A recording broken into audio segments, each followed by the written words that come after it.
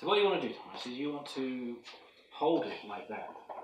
And then... Ian, how many times have I told you this is a football channel? Very biased opinions. Very biased opinions.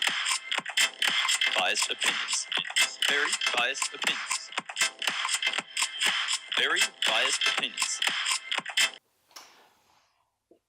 Welcome back once again to the home of World Cup analysis.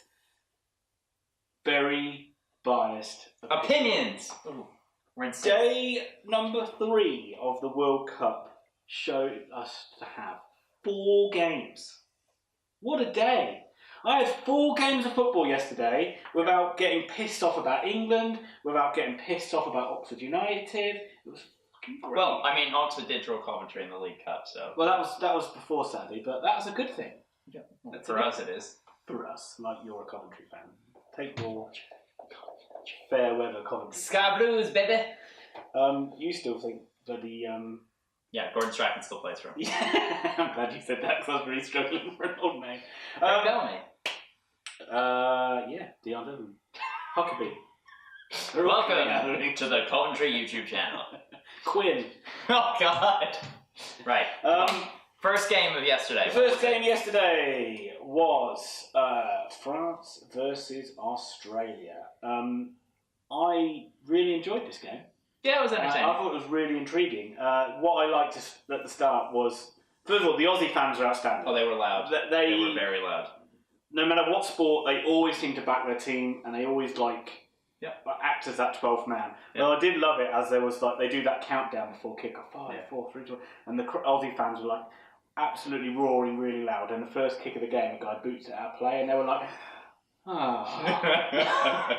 And for like the first maybe 10 minutes, France were bang on top of Australia. Oh yeah. Like you thought, and I really thought like that was the way the game was going to play out. But the longer it went on at 0-0, the more Australia grew into it, and they gave France a damn hard game. I thought Australia had a really good tactic in that France were clearly the better side. Mm-hmm. I don't argue they weren't the better side, but Australia went, well, firstly, we're fitter than you, because we're Australians. We like the heat. We're used to training in the heat. And they just wore them down. They played really well defensively, and they let them come on to them. They did say it wasn't that hot yesterday, though. It was only about 20, but still. But still, yeah. I mean, these players have been playing, half of them in Britain/France for the last 6 months. But the longer it went on, the more Australia grew, but the more France got lazy and sloppy. And they just seemed to get worse and worse with their football. This seems like classic France, though. Yeah, it does. And they only turn up to 1 out of every 2 tournaments. They're famous for it almost. They'll go on strikes. They have also started badly in tournaments before and got better. 2006, they were awful. Didn't they do that in the Euros as well? Didn't they start the Euros a little bit slowly? No, I think they did actually. They weren't great. Oh no, they played well. Dimitri Payet kept scoring goals for the first 3 games. Yeah. Who was your best player? Who would you highlight in this match as being a guy that you really liked? Because I like Jedinak's beard. And I just like Jedinak though. Australia had a guy up front called Naboot. I think that's how you say it. And he just chased everything down. He just didn't stop running. His work rate was awesome. Really good. And I think it just shows you that you may not have the best players, but the least you can put in is 100% effort. And they had skilled operators. I mean, Jedinak and Moy in the middle of. Aaron Moy's a good player. He was putting in some good passes. Yeah, and Jedinak's a solid player, and they got a good goalkeeper too. Yeah. Don't know really. I don't think anyone really. No one stood out for me. So is that guy called? Is it Fekir or is it Fucker? Yeah, this is the first time VAR's come into play in this tournament. It was highly publicised how it might ruin the World Cup. And straight away you can say, is it being used correctly? Because it's supposed to be used for blatant errors. I thought it was pretty poor. I thought they could have used it in the Russia game and they didn't for some stuff.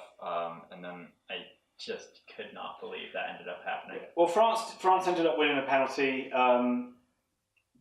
After a VAR review. It was minimal contact, and it was one of those ones where you're like, it's so close to call. Is this really... With a slight touch on the ball beforehand as well. That's what I meant. Like, it was not minimal contact, obviously. The follow-through does touch the man, but it looks like he hits the ball. And it looks like if you're going to use VAR, this is the time where you're like, ball and then man, not man and ball. But I thought it has to be blatant, 100% decisions that they're getting wrong that have to be overturned. This is still a judgment call. Yeah, and I just think we've reached a point in football where somehow VAR has actually made it harder to understand the rules. Yeah. And the rules already don't make any sense to anybody. No one knows what a foul is anymore. No one knows what a red card is. No one knows what a yellow card is. Yeah. Nobody knows what a penalty constitutes. I mean, there was the... I'm not even... It's incredibly frustrating. So, did you see the penalty that they gave away? Yeah. What is he doing? What is he doing? He just jumped and done that. The commentators were brilliant for that. It was so funny. I don't understand how they... Oh, but it was unlucky on Australia. Should have got something out of the game, but didn't. Yeah. France will think, well, we played crap and got out of it with a 2-1 win. Yeah. Second game of the day was another intriguing one, as we saw Argentina play everybody's second favourite team. I love it. Unless you're from Iceland, and it's your first favourite team. Shall we? Yes, shall we? Well, I'm not really good at this. There we go. Yeah. I gotta stop beating that up now. Iceland played Argentina.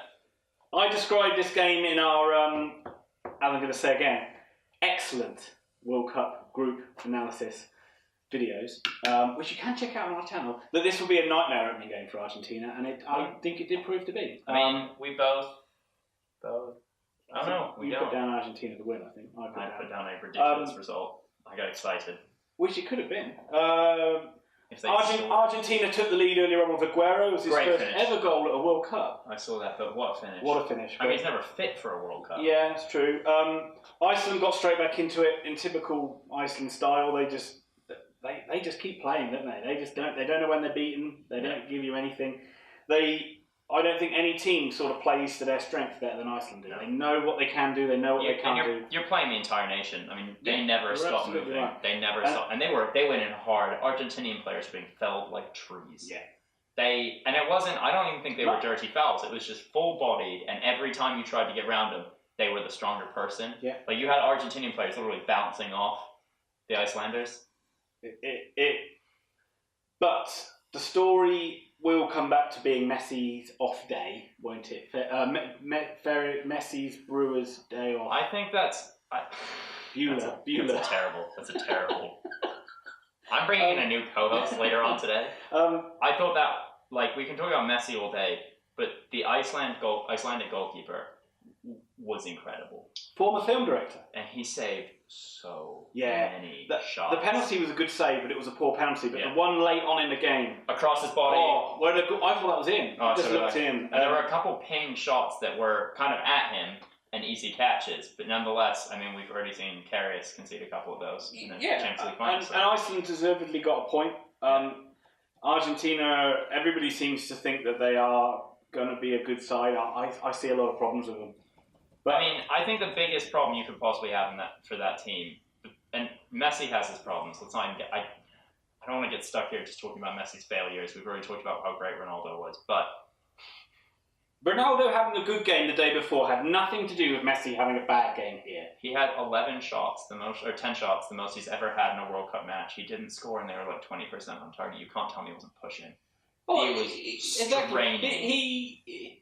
He has to deal with pressure from Ronaldo all year in the La Liga anyway. Yeah. There's always a constant comparison between the two of them. I get sick of the cliches of Messi. Every time he touches the ball, the magic man. Oh, it's that man again. You know who? The little magician. And if he does something wrong, it's like, oh, see, he is human. Or there's one for the collector's album. It's like, just call him bloody Messi. As opposed to every time Ronaldo gives the ball away where they basically insult him and tell him he's no good. Or that they're annoyed with him. Anyway, right. Second match of the day was Croatia-Nigeria. Thomas. Why do I write notes if you aren't going to follow them? The third match of the day was Peru-Denmark. It did do a weird thing where it went from Group C, Group D, Group C, Group D. Yeah, I know, it's really frustrating. So Peru-Denmark, we did get some stick in our build-up for not analysing that, not knowing anything about Peru, which we didn't. I have to state though that your analysis at this point seems bang on, and that they are strong at the back and not very good at front. Peru were very good though. I did think they played with a lot of energy. They played all the football. They deserve to win. And the lengths that their fans have gone to go to this tournament is impressive. What's the story you were telling me? Oh well, Shearer just said he met a family from Peru who saved up for 2 years, dad and 2 kids, I think. They haven't got tickets to any of the games. They just wanted to come to Russia just to watch the games in the fan park. Yeah. And that's amazing. It's amazing. That's amazing. It honestly is. And we're not talking like a hop across Europe here. This is like virtually one end of the world to the other. That's probably like an 18-hour flight plus 22. It's incredibly expensive once you get there. And that's probably just to get to Europe and then on from there. But VAR was used again in this one to give Peru a penalty. You're again not 100% on this. I thought this was more clear cut than the other. It's more clear cut, but it's also one of those ones that like without VAR, I feel like at least in the Premier League, 6 times out of 10 it's waved away because it's minimal contact and it's one of the ones where he's left his foot behind and contact is made on it after the defender has totally passed the actual guy with the ball. And it's a very little touch, and obviously his leg just keeps going out, whereas in his body falls flat down. Yeah, I disagree. I felt it was a penalty. I think he's been caught. I think he yes, he feels the contact and goes down, but I think it is a penalty. Anyway, but again, you're talking. This is something that should be 100% certain it's a penalty, and we're debating whether it is or it isn't. So, but it didn't really matter because the guy Cueva absolutely did a. Chris Waddle, Roberto Baggio, whatever you want to do, ballooned it over the bar. Oh, it was so bad. It was such a bad penalty. I did feel sorry for him. He was clearly distraught by it. Like he was. No offence, rightly so. Yeah, but he did have a good game. He played well. Apart from, I know that he missed a penalty, but he did play well. How many penalties have we had thus far in the World Cup now? 3 or 4? The one in there was one in every game yesterday. There wasn't one in the Euro. Oh, no, Denmark played the day before. There was 2 in France, Australia. There's 1 in Peru, Denmark. There wasn't one in Argentina, Iceland. Yes, there was. Messi missed. And the one in the game we'll talk about in a minute. Yeah, all right. And so Peru, so Denmark did get a goal. It was a nice breakaway. Denmark seemed to, when they did play well, it was on the counter attack. So I'm going to guess that's a common feature we're going to see from them is to be a bit defensive and hit on the break. But it was a good finish, and it was good assist by Eriksson. So I have put down there the friendly ghost played well. I wish I had my drum set. Schmeichel had a good game. He did. He had a very good game. He had a really good save where it goes over there, and he just. Oof. But I'll tell you who I do like. I do like Guerrero for Peru. I thought he actually looked quite lovely. He's cool. Yeah. Tattoos on the neck. Did his little back heel. If that back heel would have gone in, my god! I think the roof would have blown off. Oh man, it would have gone nuts. And we were told about Guerrero from one of our commentators, so you know. Well, he was the guy who had all the bands. Yeah, he was the guy who they deal with the drugs. Yeah. Wasn't it? He looks like the guy that's a bit of drugs. I'm not saying. Peru keeper called the Octopus. Is that for his 8 arms? I like that. Yeah, it's good. Apparently they said there was a 0-0 draw against Argentina, and where like Messi was on, and he just like kept saving all the shots from Messi and Aguero. Yeah, that's the nickname they got from him after that. That's quite good. Unlucky Peru, but you know he called it. What can I say? You got it. You still got a chance. You'd still back yourself. France aren't looking great, and still they'd probably back themselves to beat Australia, so they're not out of it yet. No, they got a good chance. They've got to go into it.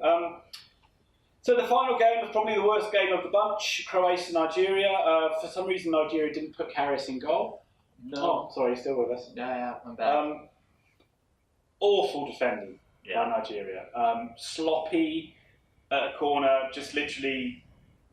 Oh, I love that all in caps. You've just written drab. Oh. God, it was really boring. It was really boring. Croatia took a 1-0 lead. Mandzukic had a bit of space, but it was in the box on the corner, but it was an own goal, even though he tried to claim it. Yeah. Victor Moses seemed to want to throw himself to the ground every time he's on the ball. How many times did he hit the ground? Even the commentators It must have been 6 or 7. It's mad. That is honestly and mad. They were pretty bad dives. Second goal was a penalty by Modric, and the guy was literally bear-hugging striker. I'm glad this one was actually He had his arm around Mandzukich's throat and the other one on his body, and then jumped on the back of it. Awful. And this game was terrible. Croatia weren't great, but they didn't need to be. They'll just say, fine, we got through it, we won. Yeah. Nigeria, again, like I said with I can't remember what I said about it earlier on. Peru, Denmark. No, Australia. I think I said it about Saudi Arabia, didn't I? They just didn't. Oh, they just didn't look. They don't look like they've come to play. But Nigeria, they've got a good side, and they were awful, and they didn't look like they were trying, and that's the thing that really pisses me off. Is like the least you can do is try. They had a huddle on the pitch. Yeah. At half, just before they went in for the halftime team talk. Yeah. And it's like they react to what happens rather than going out and playing. Yeah. And I worry for them. I think they've got some. I think they're going to be 3 and out. I can't see them getting. I mean, I initially thought that they would score 1 goal in 3 matches and lose all 3. So we were both on that. Let's go through what we did on this one because I did quite well. Right. So, what did you think of France? Australia. I had a 3-0 win for France. I had 2-0. So point apiece.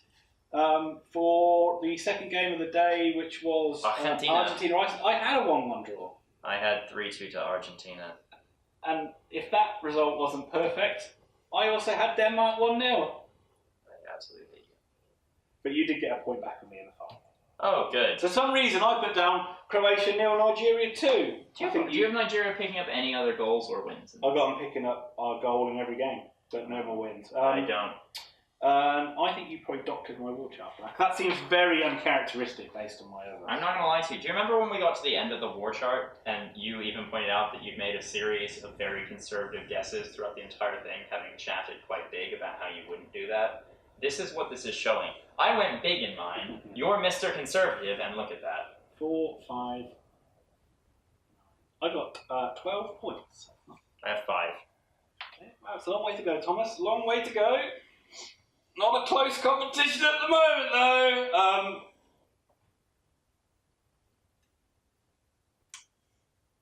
Rumor has it, we're opening stickers today. Yes, you are right.